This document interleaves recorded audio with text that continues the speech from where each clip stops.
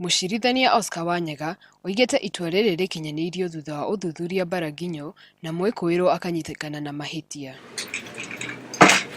Mũrũĩrĩri wa ihoto cia ũmũndũ Mũthomithia Nkolu oigĩte nĩ kĩeha kuona obithaa ũrĩa ũbatiĩ kũgitĩra andũ nĩwe wagarũrũkire na agĩtuĩka wa kũnyamaria kairitu kau. The fact that he is a police officer.